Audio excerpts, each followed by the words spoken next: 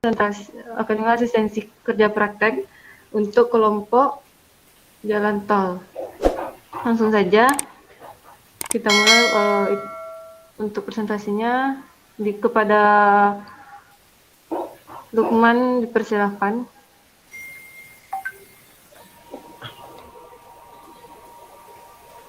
Bentar Bu, izin nge-share. Ya.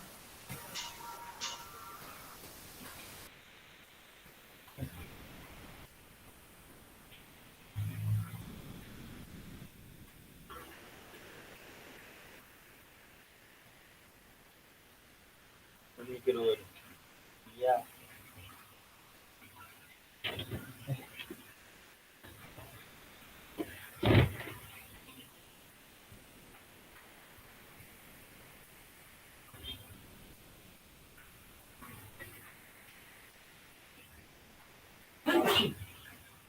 Udah kelihatan Bu?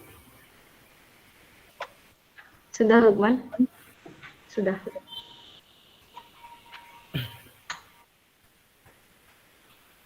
Assalamualaikum warahmatullahi wabarakatuh. Waalaikumsalam warahmatullahi wabarakatuh. Baiklah, di sini saya akan mempresentasikan tentang tugas terakhir dari Pak Roni, yakni durasi benching plan sama waktu setting beton. Kemarin Bapak suruh apa itu sih durasi benching plan? Durasi benching plan adalah merupakan alat yang berfungsi untuk mencampuri atau memproduksi beton siap pakai dalam skala besar. Benching plan ini digunakan dalam produksi beton berskala besar agar kapasitas dan kinerjanya produktif, dapat dijaga dengan baik dan berstandar yang tepat. Semua material termasuk bahan adiktif yang akan diaduk ditimbang terlebih dahulu sesuai job mix dengan memperhitungkan kadar air dan agregat kasar ataupun agregat halus. Kelemahan Playdemic adalah tidak mengaduk slam max. Biasa digunakan untuk rigid. Jika Astagfirullahaladzim. Kok buram? Bentar, Pak.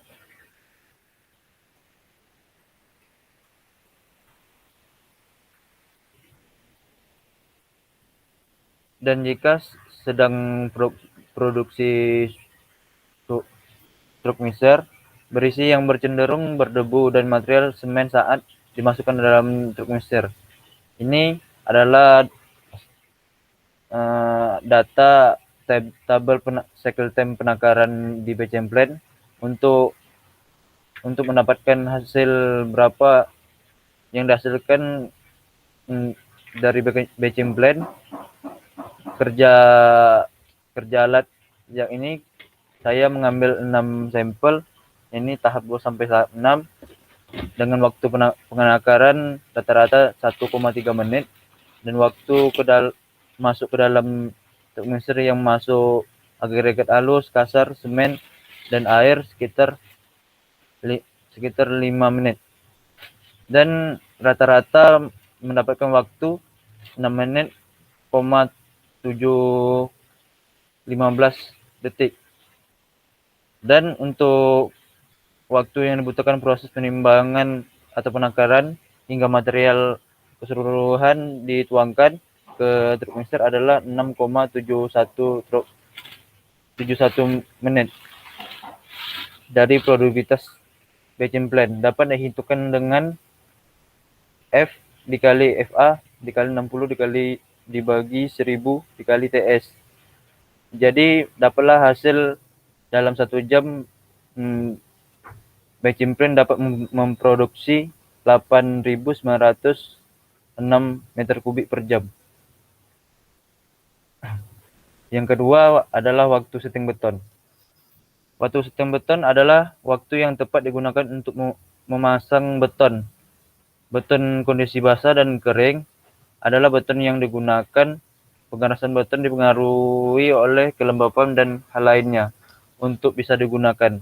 Beton ini harus memiliki beberapa sifat standar. Daya tahan terhadap penyusutan beton. Manfaat pengujian setting beton adalah perhitungan setting beton adalah kunci dari menentukan apakah beton sukses dipasang atau tidak. Untuk ketahui bahwa pengujian setting beton sangat mempengaruhi kekuatan dan hasil beton pengecoran. Beton yang dipasang tanpa tambahan biasanya menggunakan setting beton sebagai berikut. Awal proses, hindari semen terjadi pada 4 sampai 120 menit. Perhitungan waktu dimulai ketika tukang sudah memulai pencampuran atau mixing beton. Kedua, kondisi plastik hingga 1,5 hingga 2,5 jam setelah mixing beton. Yang ketiga, waktu yang dijadikan acuan adalah final setting 3 sampai 4 jam. Waktu mulai dihitung saat pencampuran atau mixing beton. Yang keempat, tukang bangunan perlu tahu kondisi beton segar di mana belum terjadi hidrasi dan bisa dicor. Biasanya kondisi ini terjadi pada 2,5 jam setelah mixing beton. Standar setting beton adalah kondisi saat bila pengujian beton maka hasilnya slump sama dengan 0 cm atau tidak longsor. Jika beton sudah dalam kondisi ini, maka adukan beton dibeli tidak layak untuk dipakai karena sudah tidak segar. Tahap proses setting beton ada 3 tahap, yaitu fase plastis dan fase setting beton dan fase hardening beton.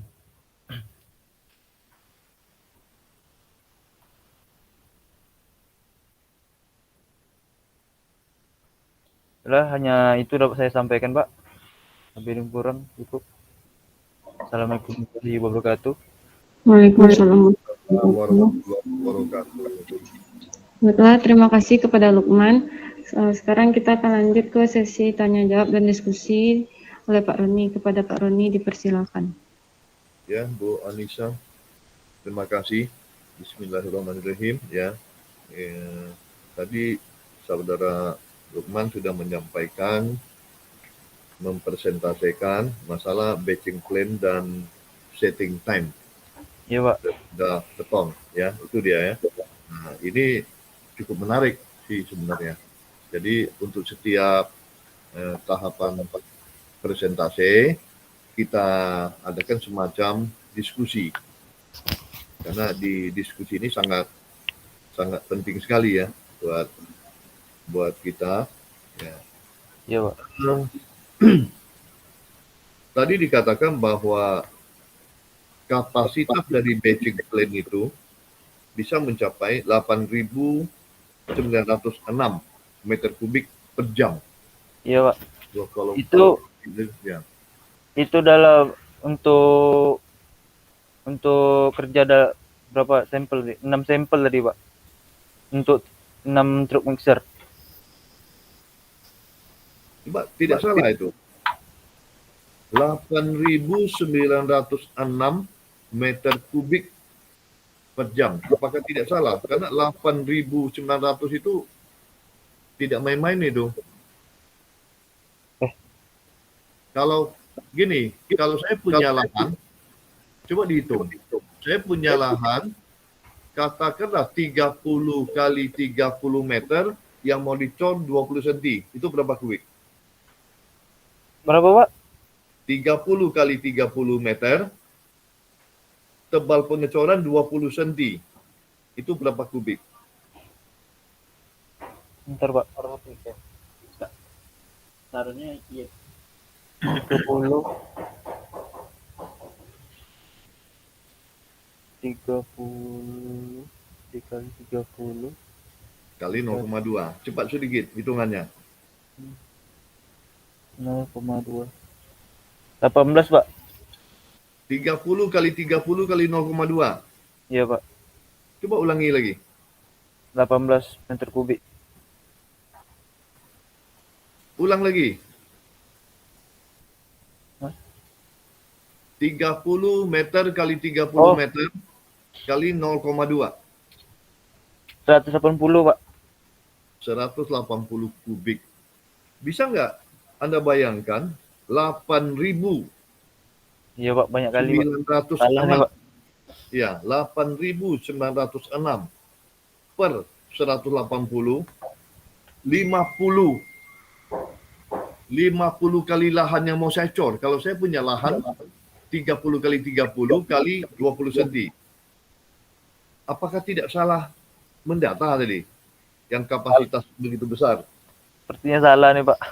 Ya, Pak, izin jawab Pak, itu koma Pak, 8,9 dia Pak. ya lah, kalau 8 koma per jam, oke. Karena satu truk mixer itu bisa 5 kubik. Jadi ya, yang paling besar itu 8,9, oke, 9 kubik. Jadi pada umumnya 5 sampai 9 kubik per truk mixer. Ya. Jadi gini, kalau mendata ya, artinya coba secara rasional baru dipresentasikan, Saudara Lukman. Iya Pak, maaf Pak. Nah, jadi 8,9 meter kubik per jam. Iya Pak, salah baca tadi Pak. Ya, saya hanya ngecek rasional apa tidak punya kapasitas sebesar itu. Ini batching plant di mana ya? Di Kampung Gadang Pak. Artinya dia di job site atau memang di batching plant apa namanya perusahaannya? Izin jawab, Pak. Pak. Ah, Ada 2 batching plan, Pak. Satu di Silam, Desa Silam, satu di Batu Sangkar, Pak. Itu emang batching plan dari apa, Pak? Dari PT Mitra Buton, Pak.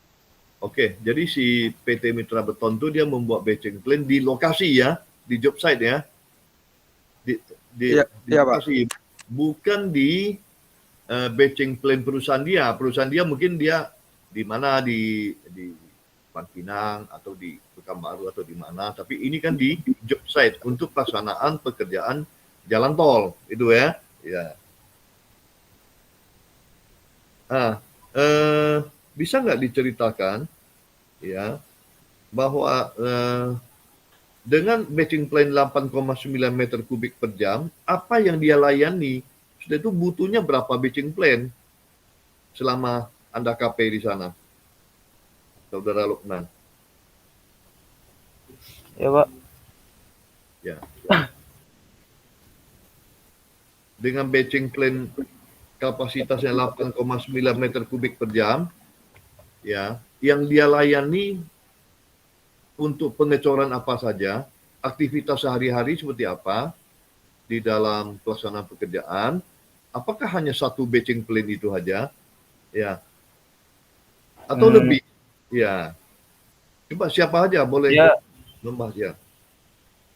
kalau untuk pelayanan pengecoran Pak, dia mengecor pekerjaan seperti borpel, lagi sama buat box traffic, sama buat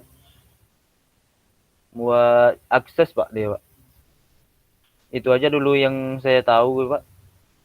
Oke, dalam satu harinya dia bisa memproduksi berapa besar ya? Karena ini kan produksinya per jam. Ketika pelaksanaan pengecoran di proyek itu rata-rata satu hari membutuhkan beton berapa kubik untuk pengecoran bore pile? Kalau untuk borpel sekitar satu borpel sekitar 20-an lebih Pak. Kalau untuk box traffic tuh dia ngecornya bertahap Pak. Dari pondasi awal, dinding sama atas. Oke, satu bore pile ya. Satu borpel itu 20 kubik. 20 kubik, 19 kubik. Oke. Dia ukuran borpel kedalamannya enggak sama semua kan, Pak? Ya, gini. Ambil aja 20 kubik ya. Iya, Pak. Katakan 20 kubik. Satu borpel 20 kubik, berarti 2 truk mixer, lebih kurang. 2 sampai 3. Karena kan Iya, Pak. Rata-rata 3, Pak. satu truk mixer itu bisa sampai 3. 3 Iya, truk Pak. mixer ya. Coba kita lihat produksinya cuma 8,9 meter kubik per jam. Kalau kita mengandalkan batching plant itu saja, berarti katakan 9 kali 2 baru 18 kubik. 2 jam dia memproduksi baru bisa mengecor satu borpel. Tidak mungkin borpel itu terlampau lama nunggu. Sedangkan kita ngecor borpel biasanya 3 truk mixer itu kan sudah antrian kan? Iya, Pak. Tidak boleh dibiarkan satu truk mixer datang, selesai, kemudian dia balik. Nanti ngecor lagi. Nanti kalau seandainya ada permasalahan, si truk mixer itu nggak sampai di lapangan, itu kan akan menjadi masalah. Tentu mereka standby. Coba dikaitkan dengan produksi produktivitas tadi, yang kapasitasnya cuma 8,9 kubik untuk melayani satu borpel 20 kubik. Saya kira itu yang penting. Iya, Pak. Ya, coba bisa dijelaskan bagaimana cara batching plant ya yang kapasitasnya 8,9 meter kubik untuk melayani satu borpel 20 kubik. Kalau yang terjadi di lapangan, Pak, untuk pencurian satu borpel tuh dia langsung datang truk mixernya berapa perlunya gitu, Pak? Betul. Dari mana truk mixer itu datang? Sedangkan produksinya cuma 8,9 meter kubik per jam.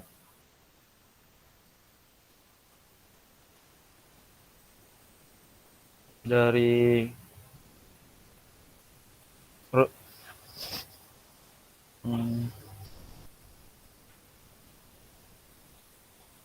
Yang lainnya ada yang tahu? Hardiansyah, Fadli.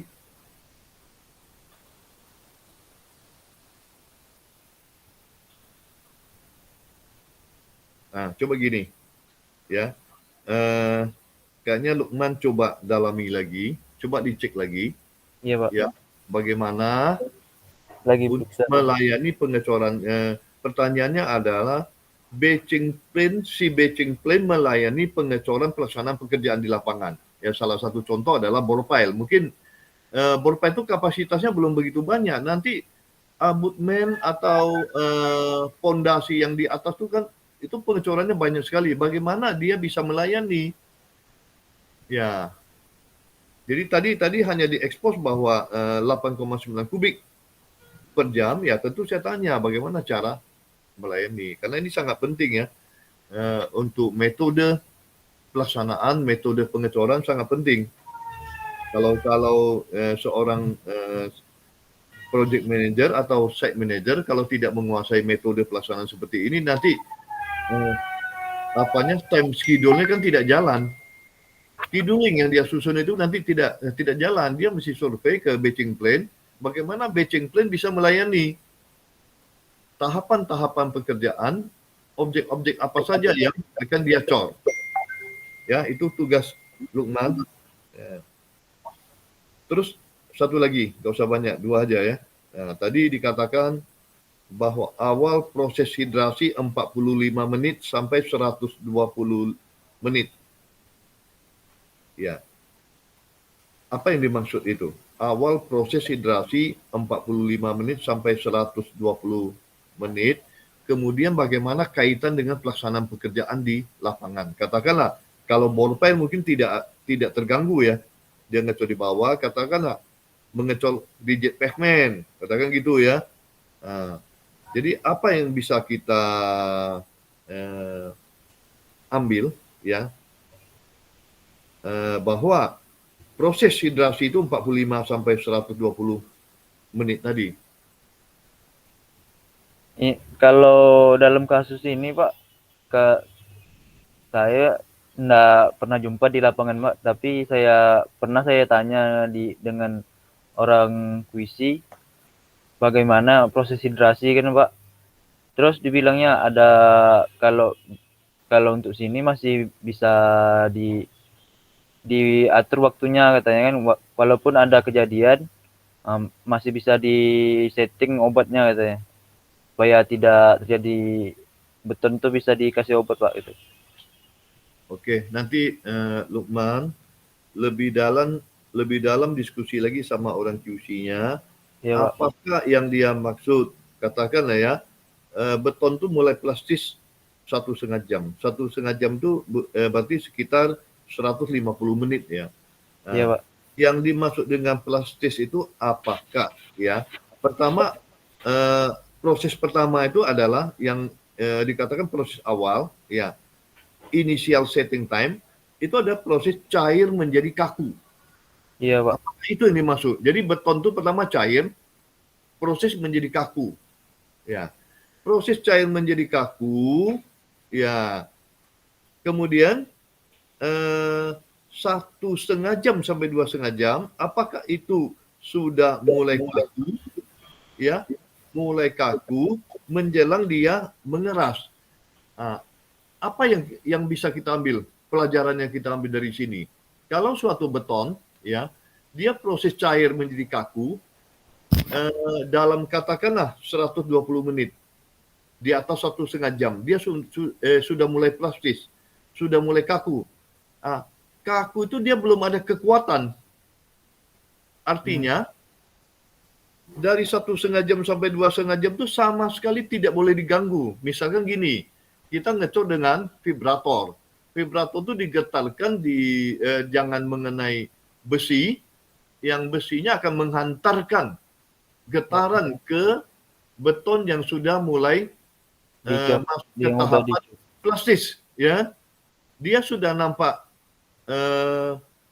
sudah proses kaku, membeku, tapi tidak ada kekuatan. Kekuatannya nggak ada. Sehingga kalau kekuatan tidak ada, begitu sedikit saja dia mendapat getaran atau vibrasi, beton itu kan segera lepas ya. Artinya beton dengan tulang baja itu lepas ya. Kemudian final setting time itu 3 sampai 4 jam. Maksudnya apa? Ya, final setting time itu dia apakah beton sudah mulai mengeras? Artinya apakah sudah bisa dibebani dengan beban yang operasional yang kecil-kecil, misalkan kalau orang berjalan di atasnya apakah sudah boleh, tapi kalau masih proses plastis kan tidak boleh. Jadi tentu kan untuk kita ya sebagai engineer teknik sipil untuk mengetahui initial setting time ya final setting time itu harus ada manfaatnya. Ya, kalau kita bukan sekedar dihafal aja 45 sampai 120 menit, kemudian menjadi plastis 1,5 jam menjadi 2 sampai 2,5 jam, kemudian dia final set itu diperkirakan sekitar 3 sampai 4 jam. Ya, berarti di atas 4 jam dia sudah mulai mengeras. Coba itu sama QS. QS itu paling paham. Ya, tugas Lukman diskusi sama QS. QS itu dia paling paham berkaitan dengan proses pengerasan beton, ya itu kaitan dengan metode pelaksanaan pekerjaannya apa yang tadi saya ceritakan tadi itu. Ya itu disusun. Jadi setiap saya sering mengatakan dalam tugas kerja praktek itu kita harus mengambil nilai manfaatnya. Ya, coba kalau hanya kita bisa hanya menghafal proses initial setting time 45 menit sampai 120 menit, kemudian dia mulai plastis 1,5 jam sampai 2,5 jam, dia mulai mengeras, katakan dia mulai final set sekitar 3 sampai 4 jam ke atas final set. Kalau itu dihafal untuk apa? Kan tidak ada manfaatnya kalau kita tidak mengkaitkan dengan pelaksanaan, kan gitu kan? Iya Pak. Betul? Betul Pak. Lukman? Nah, itu dia. Jadi coba nanti untuk mahasiswa lainnya, kalau persentase dikaitkan dengan pelaksanaan karena kita sedang melaksanakan tugas kerja praktek ya. Artinya karakter daripada suatu material struktur kaitan dengan metode pelaksanaan apa. Itu yang diuraikan. Jadi ada sesuatu dalam kita mengadakan tinjauan terhadap sesuatu, ada benang merah yang kita tarik, ada sesuatu yang kita ambil. Jangan sampai kita tidak mengambil apa-apa di sini. Oke, Lukman, setuju dengan yang saya sampaikan? Setuju sekali, Pak. Setuju sekali ya. Ya, mungkin itu yang dapat saya sampaikan, Bu Anissa. Kalau masih ada yang lain ya, silakan. Ya, kalau tidak kan Bu Anissa bisa mempersilakan ke mahasiswa berikutnya. Ya. Atau Lukman masih ada yang baru. Ini yang PR yang lama atau hari ini ada mau sampaikan yang lain lagi? Ini yang terakhir, Pak. Yang terakhir ya? Iya, Pak. Ya, saya cukup Bu Anissa. Baiklah, terima kasih kepada Pak Roni. Selanjutnya untuk presentasi dipersilakan Hardiansyah Putra. Kepada Hardiansyah dipersilakan.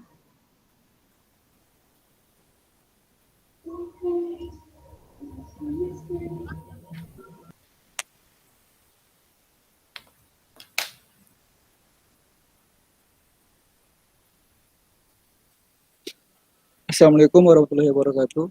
Waalaikumsalam warahmatullahi wabarakatuh. Waalaikumsalam warahmatullahi wabarakatuh. Sudah kelihatan Pak. Sudah. Assalamualaikum, saya Hardiansyah Putra dari kelompok Jalan Tol yang selesaikan asistensi terakhir saya dengan Bapak.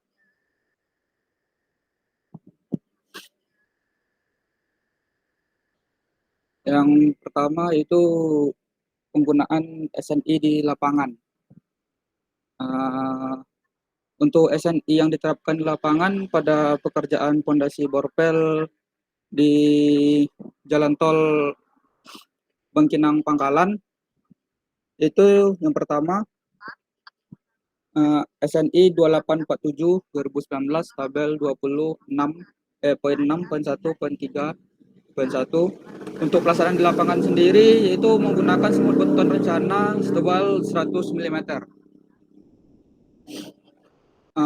Untuk SNI 2847 2019 tabel 19.2.1.1 untuk pelaksanaan di lapangan sendiri itu mutu beton yang rencana adalah FC 30 MPa dengan nilai karakteristik K sama dengan FC action per 0,083 sama dengan 30 per 0,083 sama dengan 36,145 kilogram centimeter kubik.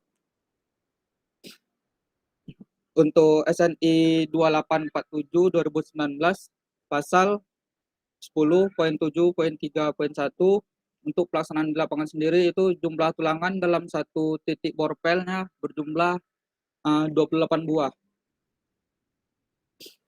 Selanjutnya adalah agregat yang digunakan dalam dalam FC 30 MPa. Itu standar dari agregat halus yang baik digunakan terdapat dalam ASTM C33, yaitu memiliki butir-butir yang tajam dan keras dan tidak hancur atau pecah oleh pengaruh cuaca. Kedua, tidak mengandung lumpur lebih dari 5%. Ketiga, tidak mengandung bahan-bahan organis terlalu banyak. Diperiksa dengan percobaan warna dari Abraham Herder dengan menggunakan larutan NaOH 3%.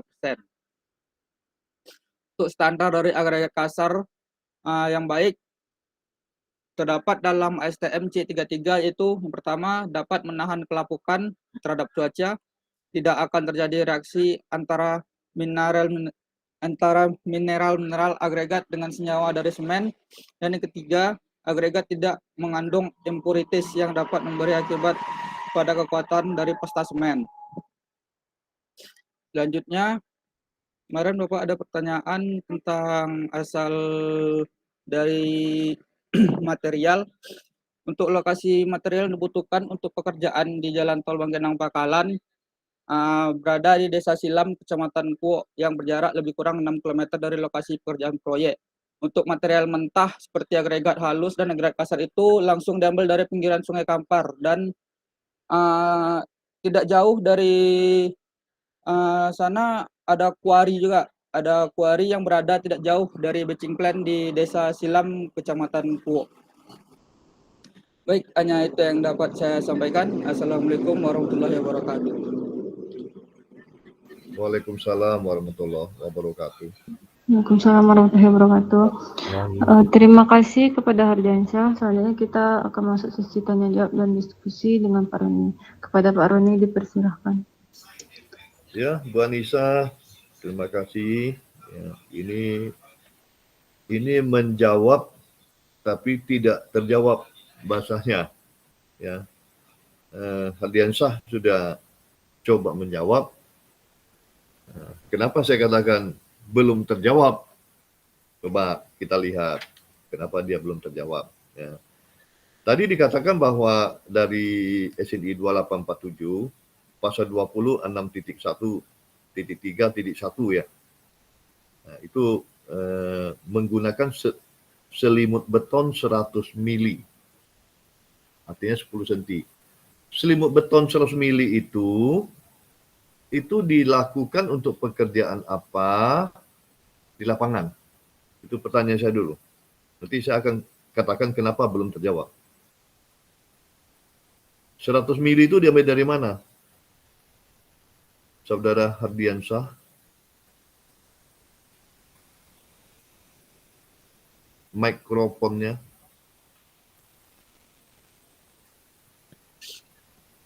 Wajahnya tidak kelihatan.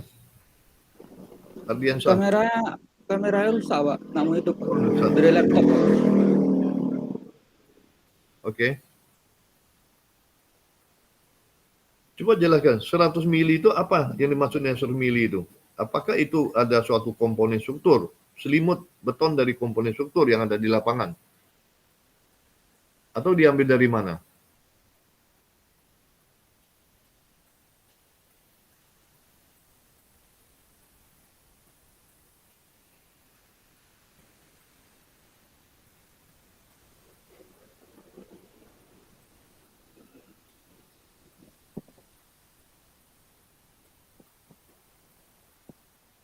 Ya, Hardiansyah, jangan diam aja. Pak izin menjawab mungkin Pak. Ya, silakan Itu Pak Lee. dari SNI memang kriteria yang disyaratkan itu minimal 75 mm Pak. Dan untuk komponen struktur untuk keseluruhan itu nggak ada batasan, maksudnya cuman ada minimalnya gitu Pak. Jadi minimal 75, aplikasi di lapangannya dipakai 100 mm gitu Pak. Oke. Sesuai ini. Jadi Ya, itu SNI. Pak Lee yang membantu menjawab. Hardiansyah tidak ada komen. Karena yang presentasikan adalah Hardiansyah. Tidak ada komentar. Kalau tidak ada, pas saja. Bercepat. Enggak ada, Pak. Ya, pas ya. Ya. Jadi gini, Saudara Hardiansyah maupun Pak Lee. Kenapa saya bilang tidak terjawab? Di SNI ada dibagi, ya. Apakah itu untuk selimut beton untuk komponen tekan atau kolom, nanti itu urainya agak dia uraikan dengan detail. Termasuk salah satunya, ya, adalah kalau bangunan struktur beton di dalam tanah, itu yang dikatakan ya, untuk tanah yang masif atau tanah jenis apa, ada dia katakan bahwa itu adalah minimal 75 mili ya, yang di dalam tanah. Nah, kita katakan di SNI pasal sekian ya. Tadi ya entah 20.6.1.3.1 itu apakah memang itu isinya? Untuk komponen struktur apa yang di dalam tanah 75 mili. Dalam realisasinya untuk pekerjaan bore pile katakan 10 mili atau untuk pekerjaan apa 10 mili. Itu baru jawaban. Jadi tentu ada perbandingan teoritis dengan praktis. Teorinya bagaimana, dilaksanakan seperti apa. Jadi kalau di SNI mengatakan bahwa komponen struktur tertentu itu harus diuraikan dengan jelas. 75 mili itu untuk yang di dalam tanah, untuk yang di luar tanah kan beda. Ya, yang kemudian dia yang apa? Yang terhadap ya ada gangguan cuaca. Berarti ada dia kena panas, kena hujan, itu ada persyaratannya minimum berapa mili. Untuk yang terlindung minimum berapa mili itu ada semuanya uraiannya. Jadi kalau memang kita diberi tugas untuk mengamati selimut beton ya tuntas. Ya, bukan dilaporkan bahwa SNI sekian-sekian mengatakan 100 mili. Ya, seperti itu, Pak Li. Oke Pak, udah. Ya. Nah, ini juga mempresentasikan tapi nggak ada jawaban. SNI 2847 di pasal 19.211 itu FC Action atau FC Plan 30 MPa. Maksudnya apa?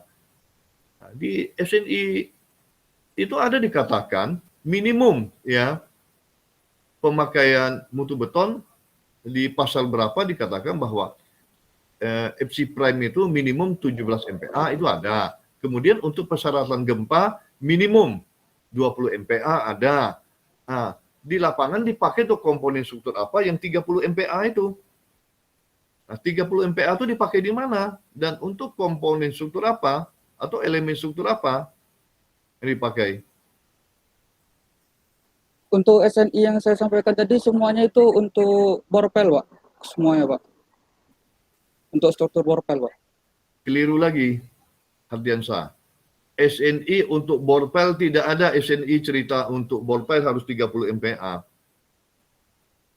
Keliru lagi. Yang saya sampaikan ya bahwa SNI yang diambil itu di pasal berapa, dia cerita tentang apa? Tidak ada di SNI. Coba buka SNI 19.111 tuh. Apakah ada di sana tertulis 30 MPa? Setahu saya nggak pernah saya baca di sana ada 30 MPa. 30 MPa itu untuk apa? Itu yang saya beri contoh yang pertama. Coba baca SNI-nya yang benar, sajikan dengan benar, kemudian dibandingkan dengan pekerjaan borpile. Yang dikatakan borpile. Yang 30 MPa itu adalah mutu beton borpile di lapangan. Itu yang benar. Nah, SNI-nya apa? Cerita SNI-nya. Mana kaitannya?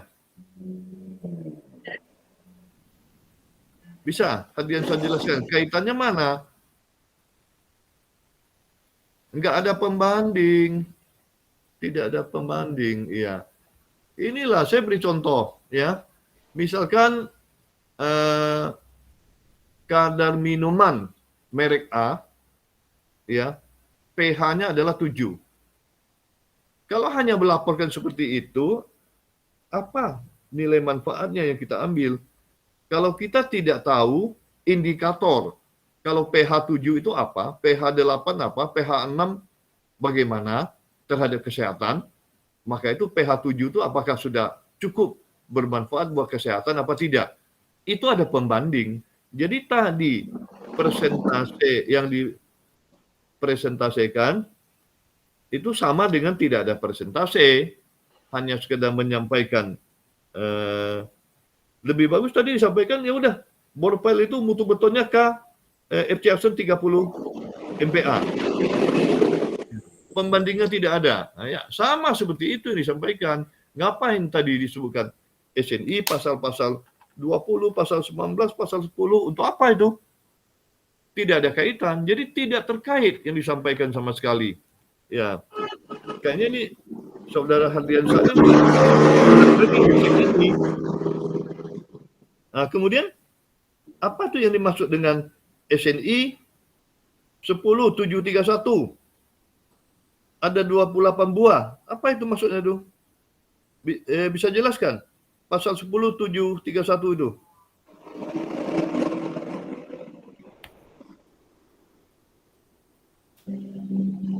Itu jumlah tulangannya, Pak, dalam satu titik borpel itu berjumlah 28 buah, Pak.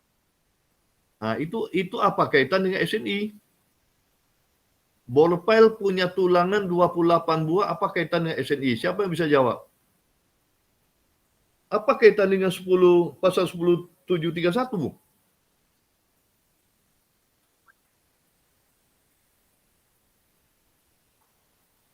Ini untuk saudara Hardiansyah, saya ingatkan, jangan sekedar presentase saja, ya. Ini kayak presentase main-main ini. Ya, tidak ada tujuan apa-apa. Coba kawannya, Lukman atau Fadli bisa bantu jawab atau bantu menjelaskan. Sebelum saya masuk ke ASTM, yang SNI dulu. Coba bantu jelaskan apa yang saya maksud ke Hardiansyah.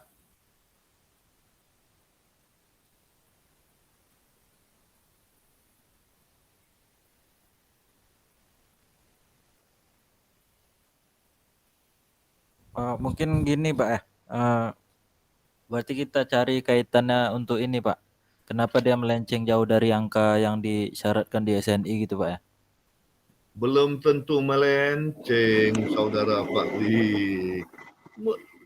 Dia tidak akan melenceng. Dia kan sesuai dengan beban yang ada. Jadi bore pile itu, misalkan di SNI, di pasal berapa dikatakan bahwa untuk komponen tekan menggunakan tulangan minimum, longitudinal minimum 1% terhadap luasan. Ya, kayak kolom juga gitu, minimum 1%. Kalau orang pakai 3% bukan melenceng. Kan belum lewati maksimum, itu tergantung beban dia pakai berapa persen. Kita hanya membandingkan apakah dia sudah memenuhi persyaratan minimum. Kalau sudah melebihi 1% sudah memenuhi persyaratan minimum. Itulah gunanya kerja praktek. Ngapain capek-capek ke lapangan? Habis waktu, tidak mengamati apa-apa. Nah, ini yang selalu saya ulang-ulang. Maka itu, Ibu Anissa nanti yang kelompok KP yang lainnya, ketika kita abstensi satu kelompok lainnya kita minta dia ikut. Jadi, saya tidak setiap abstensi mengulang-ulang dengan bahasa yang sama. Mungkin ini, sebelum masuk ke ASTM, saya minta Bu Anissa tambahkan penjelasan ke Hardiansyah. Ya.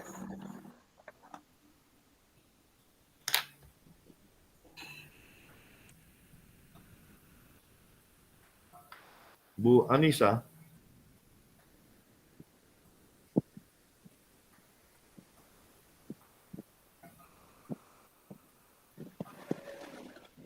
Bu Anissa.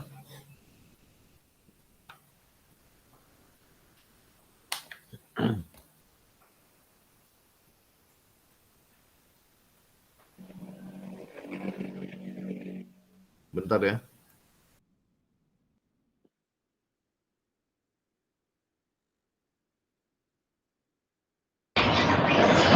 Halo? Iya Pak, baru masuk. Baru itu keluar suara.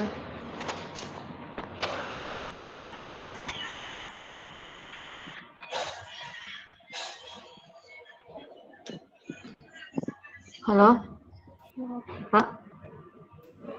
Ya Bu. Penjelasannya tentang SNI tadi ya Pak?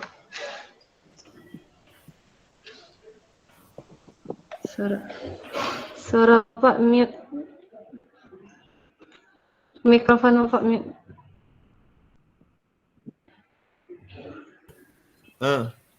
Kaitannya dengan kerja praktek, jadi tidak sekedar memaparkan 100 mili 30 MPa, apa maksudnya itu? Jadi coba maksud saya bantu menjelaskan ke Hardiansyah harusnya disajikan seperti apa gitu. Ya. Maksudnya seperti ini Hardiansyah. Jadi kemarin kan sudah dibilang untuk perbandingan, misalnya di lapangan itu selimut betonnya itu dipakai selimut beton dipakai 80 mili. Di SNI ada yang minimal 75 mili. Itu perbandingannya. Di SNI 75 mili dan di lapangan 85 mili. Seperti itu Pak. Mungkin Baik, baik. Mungkin tidak tersampaikan mungkin di pesan saya Pak, tapi untuk di laporan itu sudah dituliskan Pak. Kalau untuk SNI pasal 2847/2016 pasal 10.7.381 itu minimum batang tulangannya adalah 6 buah. Dan untuk pelaksanaan di lapangan sendiri jumlah tulangan dalam satu titik warpel yang dikerjakan itu berjumlah 28 buah Pak. Ya. Ya, Jadi tadi ditampilkan. Iya, baik, baik, Mak. Itu kesalahan saya Pak. Maaf, Pak. jadi betul. Hardiansyah tadi menyampaikan memang seperti itu yang saya harapkan, ya. Kita mempresentasikan itu adalah kita menunjukkan ke orang, ya, menyampaikan apa yang kita teliti, ya, apa yang kita amati ke publik, ke orang banyak. Jadi tidak bisa dikatakan di buku saya sudah lengkap, ya. Kalau itu suruh aja orang baca buku, sudah lengkap, ya. Dan ketika kita ingin presentasikan, kita harus paham apa maksudnya presentasi ini, tujuan presentasi ini apa. Ya, kalau tidak ada gunanya untuk apa kita adakan presentasi. Nah, kalau gitu memang kalau catatan sudah ada, saya minta dipresentasikan ulang yang ASTM C33 yang ada kaitannya. Bisa? Supaya tidak mentah lagi seperti ini. Kayaknya tidak perlu saya jelaskan lagi, presentasi ulang. Kalau tidak nanti saya akan tanggapi lagi sama dengan SNI yang dipresentasikan.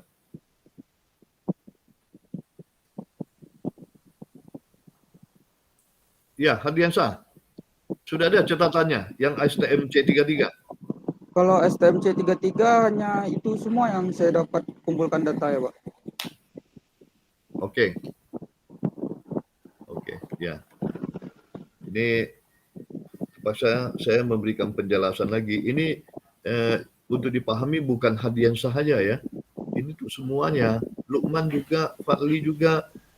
Iya Pak. Karena salah satu yang saya nilai itu presentasi dan kemampuan menguasai materi. Saya minta Ibu Anissa mencatat, bantu saya mencatat kemampuan mahasiswa. Nanti itu salah satu komponen nilai yang saya Baik, Pak. berikan nilai akhir nanti. Ya.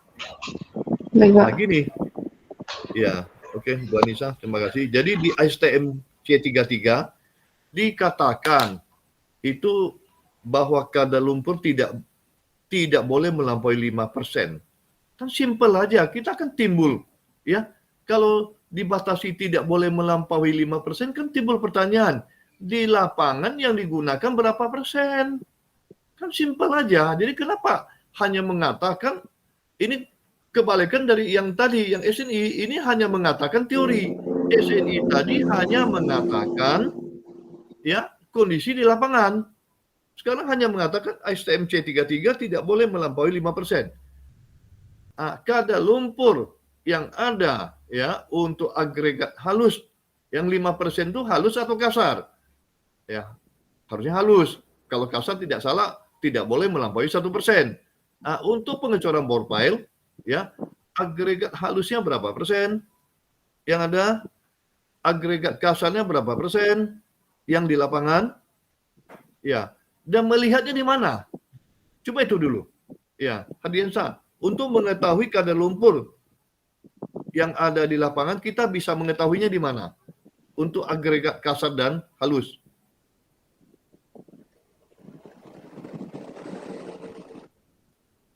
Bagaimana cara kita mengetahui? Lukman? Dari data slab, Pak. Data apa? Slab, data tes koden. Astaga. Hampir. Bingung. Dari grafik data koden, Pak, itu diketahui itu data lumpur semua ya, Pak. Data longsor. Apa itu data golden itu? Semacam apa? Dari data tes koden, Pak. Dari data tes. Iya, Pak. Sedangkan kita beli beton sama perusahaan beton. Kenapa harus dites dulu? Kalau dia tidak punya, kita ingin beli motor aja itu sudah lengkap speknya. Diberikan sama kita, ini kapasitasnya sekian, ini berapa cc, sudah ada semua. Kita beli beton, tentu sudah ada informasi dari si penjual beton, mutu beton K300 ya. Gradasinya bagaimana, kadar lumpurnya bagaimana, informasi itu kita dapat di mana? Tidak perlu dites dulu. Iya Pak, memang udah ada datanya. Nah, itu apa namanya? Fadli. Di Pernah ini, Pak. dengar? JMD, Ya. Pak. JMD. Ulangi, apa itu? Job mix design, Pak. Jomic Formula. Jomic Formula.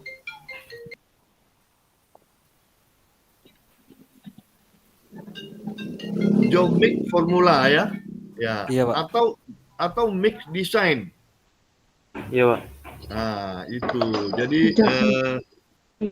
Ardiansa baca Jomic formulanya, ya, baca mix desainnya itu, di situ lengkap. Ya, sampai komposisi campuran, ya, gradasi, kadar lumpur. Kemudian yang ada kaitan tadi disampaikan bahwa agregatnya harus menahan kelapukan. Itu ujinya uji apa? Itu sudah ada juga di Jomic Formula itu.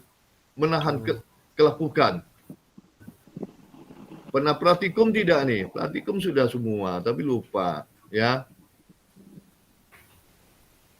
Iya Pak. Itu lupa semua. Ada uji kekerasan agregat. Itu kan ada. Ya. Nah, kandungan mineral itu juga sudah ada di Jomic Formula. Nah, tadi itu ini ibaratnya persentase hanya bertepuk sebelah tangan. Nah, tadi Hadiansa mengatakan yang di SNI sudah ada di laporan. Nah, kenapa ICM tidak ada? Berarti laporannya perlu nanti dikoreksi sama Ibu Anissa tuh. Ya. Laporannya harus benar seperti itu. Ya, ini saya sudah berulang-ulang menyampaikan, ya. Ini sudah kedua kali nih. Tadi Lukman juga menyampaikan seperti itu, ya. Tapi Lukman tadi lebih teknis, walaupun tidak secara langsung dikaitkan dengan pelaksanaan. Tapi Hadiansa, ini ibarat orang bertepuk sebelah tangan, bisa bertepuk. Ya. Tadi yang SNI dia bertepuk pakai tangan kiri. Yang STM dia bertepuk pakai tangan kanan saja.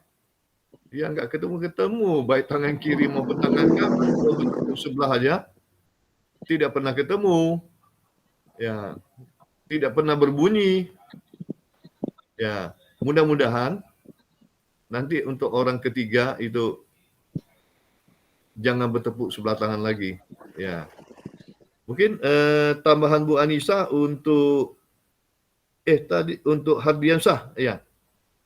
Yang mengenai SNI dan STM ini. STM ya, tadi sudah ya, SNI sudah sampaikan ya. Ya. Itu aja Pak, yang dari Bapak aja tadi, semuanya udah. Ya, ya sama aja. Oke, Iya. saya cukup. Baiklah, terima kasih kepada Pak Roni. Untuk selanjutnya dipersilakan Fadli untuk presentasi. Kepada Fadli dipersilakan.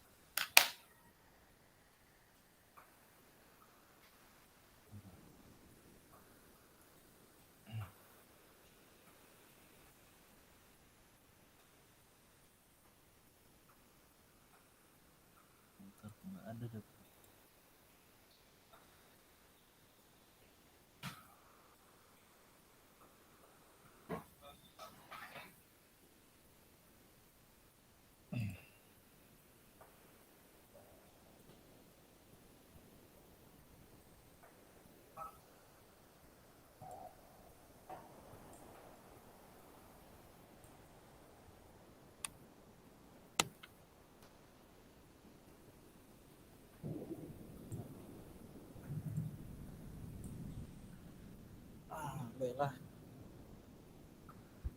saya Fadli Birabdi akan melanjutkan revisi dari bab 7 mengenai penulangan borpel, yang dimana sesuai dengan revisi Bapak, yaitu pada tanggal 3 Agustus kemarin tentang rasio penulangan, itu kalau menurut SNI 2847 tahun 2013 pasal 10.9.1, yakni komponen yang untuk komponen struktur tidak boleh kurang dari 0,01 Ag atau lebih kurang dari 0,08 Ag.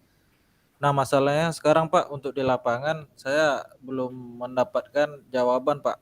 Rasio tulangannya dipakai yang mana Pak, ukuran berapa? Itu yang pertama. Lalu kemudian perhitungan ditabelkan apabila perhitungan tidak spesifik. Untuk di laporan sudah saya lampirkan Pak daftar tulangannya. Lebih lebih simpel gitu. Dengan berat total 7.258,9 kg. Lalu selanjutnya tambahkan beban yang dipikul oleh pondasi. Ini ada di bab 6 tentang pengawasan pengendalian proyek, di subbab 614 tentang CSL. Nah, dari situ kita dapatkan kapasitas daya dukungnya sebesar 1.427 ton untuk satu tiang borpel. Lalu selanjutnya gambarkan detailnya lengkap baru masuk perhitungan. Sudah saya tambahkan Pak untuk potongannya, lalu gambar detail dari borpel tersebut. Selanjutnya tambahkan gambar cutting list pondasi. Ini sudah saya cantumkan juga Pak.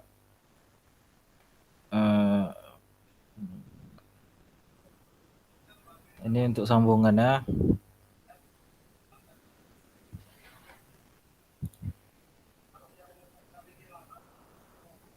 Mungkin sekian Pak presentasi saya kali ini. Assalamualaikum warahmatullahi wabarakatuh. Waalaikumsalam warahmatullahi wabarakatuh.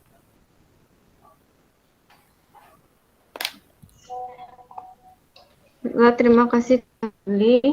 Selanjutnya kita akan masuk sesi tanya jawab dan diskusi dengan Pak Rani. Ya, Bu Anissa, terima kasih. Ya, Saudara Fadli belum sesuai harapan Pak saya. Rani dipersilahkan. Ya, Bu Anissa, terima kasih. Saudara Fadli, Ya Pak. belum sesuai harapan saya.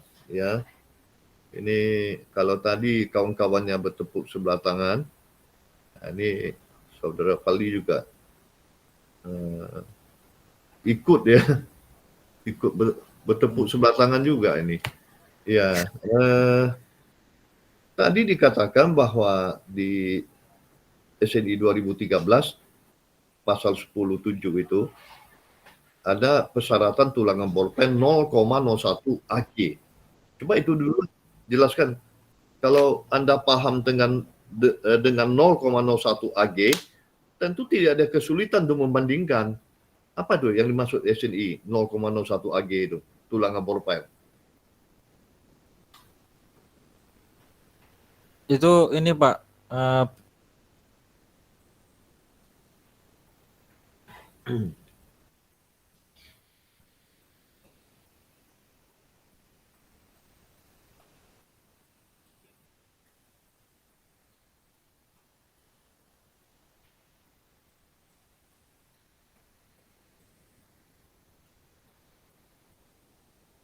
luas penampangnya Pak untuk meneruskan beban dari pilar.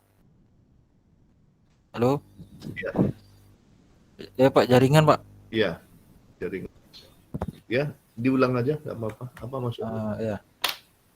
Kalau sesuai SNI itu rasio penulangan eh, gunanya untuk menghitung beban terusan dari pilar Pak. Tidak ada kaitan. 0,01 AG itu apa yang saya tanya? Tanya A, jangan jawab B.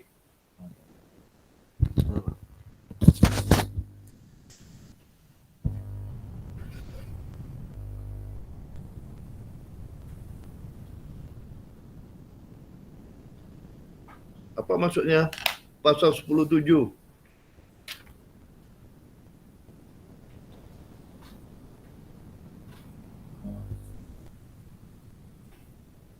Pak, dapat saya Pak.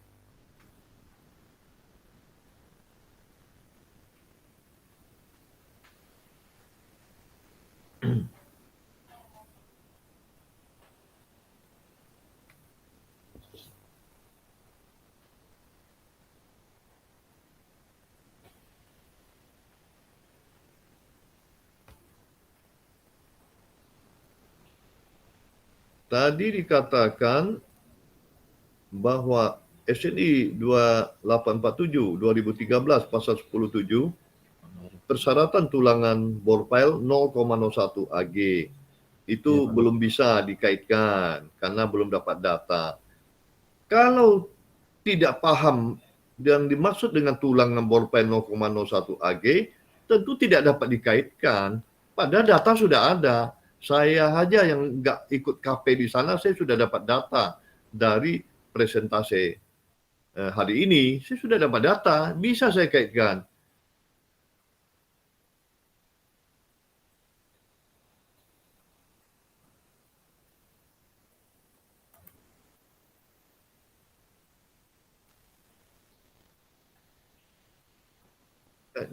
Iya.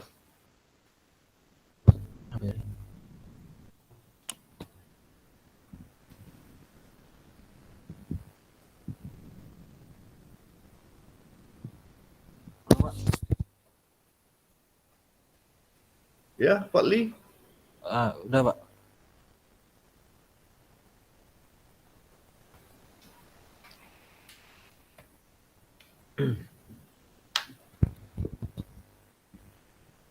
Kenapa? Pas saja. Di ini Pak, diulangi lagi boleh Pak? Soalnya tadi macet-macet Pak. Yang masalah Boleh, ini. boleh. Yang penting bisa menjelaskan. Enggak, maksudnya saya pengen dengar ini yang Bapak jelaskan tadi Pak. Masalah nggak ada kaitannya itu Pak. Iya, kan gini. Tadi sudah disampaikan oleh Pak Li mengatakan bahwa SNI 2847 pasal 10.7 yang tahun 2013 bahwa persyaratan tulang bor file adalah 0,01 AG. Nah, kalau yang dimaksud dengan persyaratan tulangan 0,01 AG itu tidak paham, bagaimana mengkaitkan dengan kondisi di lapangan? Padahal data di lapangan sudah ada. Itu saya katakan, saya tidak ikut KP, tapi saya sudah dapat data. Dari yang Anda sampaikan, saya sudah dapat data. Kenapa nggak bisa dikaitkan? Jadi, karena tak bisa dikaitkan, saya curiga Anda mungkin nggak paham yang dimaksud dengan 0,01 AG itu.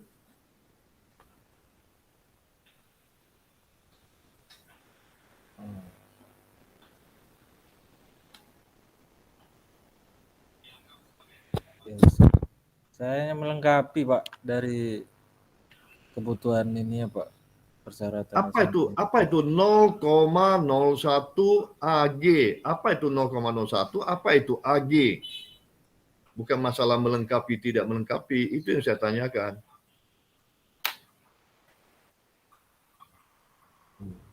Kurang tahu saya Pak. Nah, berarti tidak paham. Kalau nggak paham bagaimana Anda bisa mengkaitkan? Tadi disalahkan di lapangan tidak ada data. Ya, 0,01 itu berapa persen? Pak Li. 0,01. Nah, berapa persen tuh? 10 Pak. Kalau 0,1 berapa persen? 0,1.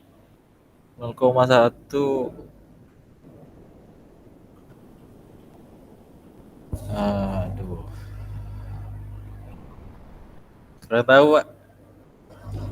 0,01 10%, 0,1 tidak tahu. Nah, ini matematikanya bagaimana nih, amburadul kayak gini, ya.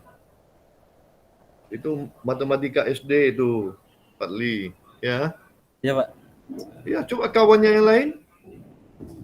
Kok diam aja? Ya Pak, Lukman. AG itu Pak biasanya luas lingkaran kolom Pak. Kalau untuk bor plate luasnya 1,2 Nah, luas lingkarannya.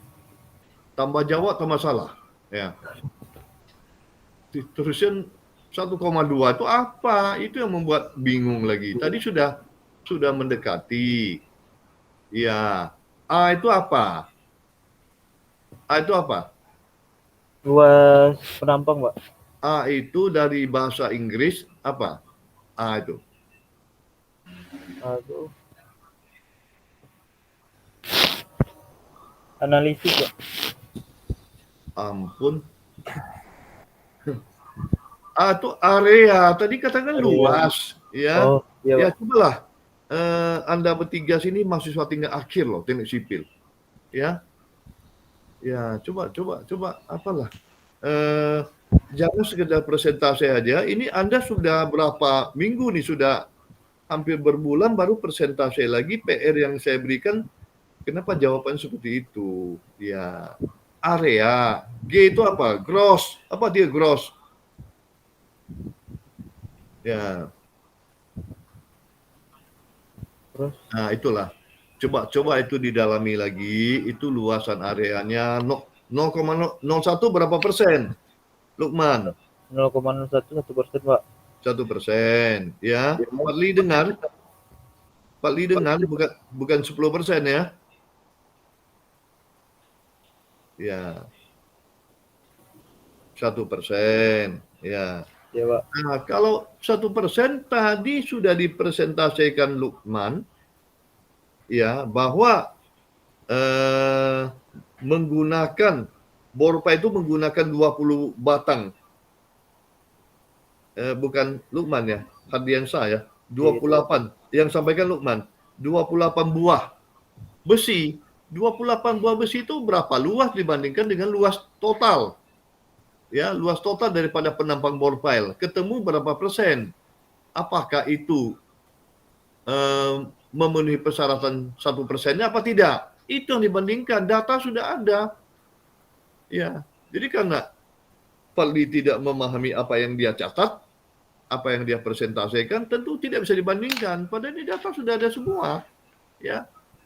Nah, ginilah. Kayaknya kesimpulan hari ini, saya tidak mau melanjutkan lagi yang lainnya. Kayaknya apa yang disampaikan hari ini dipelajari ulang, cari waktu presentasi ulang lagi. Ya, karena ketiga-tiganya senilai lebih kurang sama. Ya. Masih ketiga-tiganya kesimpulan hari ini presentasi kita bertepuk sebelah tangan. Itu yang dapat saya ambil kesimpulannya. 7, Fadli, Lukman, Hardiansyah, kalau kita cari waktu presentasi ulang lagi, materinya sama. Ya. Coba dikaji ulang lagi. Sehingga memberikan sesuatu, ya, presentasi yang ada manfaatnya, mencerminkan bahwa itu yang kita sampaikan itu adalah masalah ilmiah. Gitu. Ya, mungkin itu tanggapan dari saya untuk hari ini. Ya. Mungkin kalau ada pertanyaan silakan. Sebelum diakhiri sama Bu Anissa. Ya. Komentar saya cukup, Bu Anissa. Baik Pak. Kita tutup lagi Pak. Pak, izin nanya. Jadi ini kan permasalahan cuma ditambahin, dimasukin di laporan atau presentasinya kirim ke Bu Anissa aja gitu Pak? Saudara Fadli, jangan permasalahannya cuma. Kalau cuma itu kita sudah perfect, cuma ini. Ya, Pak. Saya nggak bisa menerima persentase hari ini. Itu kesimpulannya. Karena saya mengatakan ketiga-tiganya bertepuk sebelah tangan. Persentase ulang dulu, baru masukkan di laporan. Kalau ini mau dimasukkan di laporan itu nanti ngawur. Ya. Tidak mencerminkan keilmiahan, ya. Artinya saya katakan tidak ilmiah. Ya. Sudah itu yang dipresentasikan juga tidak ada nilai manfaatnya, ya, kurang rasional dan lain sebagainya. Itu yang dapat saya nilai presentasi hari ini. Ya, itu aja, Saudara Fadli.